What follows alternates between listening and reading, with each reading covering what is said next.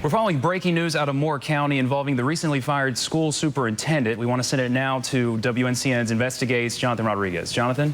Sean, thank you. We're actually joined on the phone now by Representative James Bowles, who has filed a restraining order against the Moore County School Board, 5 of those members. Representative Bowles, thank you for joining us today. I see you filed this restraining order against board members Laura Lang, Kathy Farron, Ben Cameron, Becky Carlson, and Sue Black. I'll tell you, when I was out there yesterday, the outrage in this community was just huge. So first of all, what was your reaction when you heard the news that Dr. Grimacy was being fired, and why the restraining order?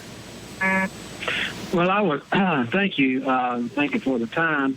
I was concerned about the process and the procedure, and of course I was outraged by the firing, and because we had all community leaders there. I mean, we had Democrats, Republicans, the NAACP, the PTA, student teachers. We had conservative and liberals all on the same page that the process and the support for this gentleman we felt was ignored by the citizens. And that's why I took action today with a temporary restraining order, is that I'm concerned that maybe if they went this far, is that they would hire another superintendent before the people were able to hold another election, in which most 3 of the ones that voted against Dr. Grimsley are up for re-election in 2016. So I didn't think the citizens wanted to wait that long, so I went ahead before they bound another Board of Education in the future, bound them into a superintendent that nobody wanted, and we'd have to buy them out as well. And so to me, it's just good business. The community did not like what was going on, and they did not listen to the citizens in which they were elected from. Gotcha. So you are expecting some recalls here. You know, these things don't just randomly happen.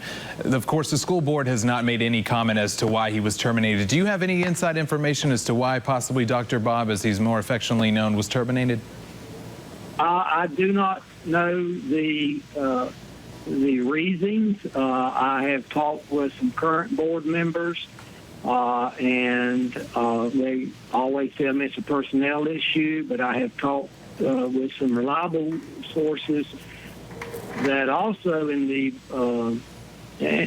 I would just respect that the chairman of the board, Bruce Cunningham, is a very reputable and honorable attorney here, and I do not feel that his integrity would be in jeopardy of supporting Dr. Bob if he knew that there was anything that had gone on. And so I can read between the lines, and I just think that this was a poor way of handling the situation.